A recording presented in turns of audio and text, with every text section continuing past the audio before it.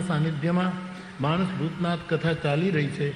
બાપુ, મારી પત્ની ખૂબ જ ધાર્મિક સ્વભાવની છે, મારા એને નમન કહેજો, પ્રણામ કહેજો. પરંતુ મને પ્રેમ લાગણીનો ભય બતાવી, પ્રેમ અને લાગણીનો ભય આ ભયની મને ખબર નહોતી.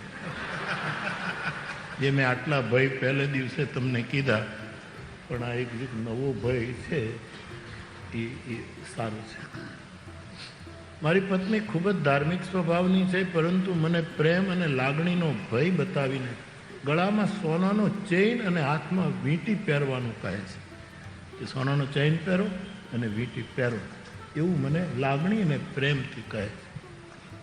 જ્યારે મને માત્ર રુદ્રાક્ષની માળા અને સદગુરુ મહારાજની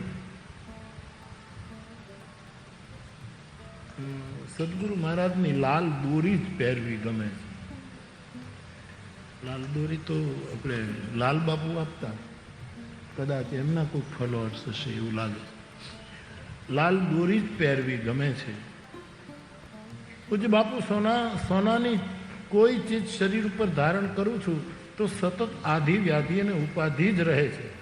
જ્યારે સમય મળે તો ભોળિયાનાથનું નામ લઈ રુદ્રાક્ષની માળા અને હાથમાં ધારણ કરી એક માળા સદગુરુ મહારાજની કરું છું અને પછી ભયમુક્ત થયાનો મને અહેસાસ થાય છે. તો બાપુ, મારે શું કરવું?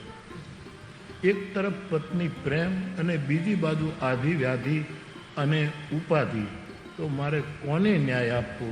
બાપુ, અવિવેક થયો હોય તો માફ કરજો, આપનું ફ્લાવર સૂટ ક્ષમા કરજો. સાવરકુંડલાથી આ ભાઈ આવે છે, એનો ટેલિફોન નંબર લખ્યો છે, એની નોકરી વકીલની છે. એ વકીલ સો નિર્ણય નથી કરી શકતા યાર, કે જેમ બધાને ચડાવો છો નિર્ણય જ ન થવા દો, એટલા માટે આ લખ્યું છે.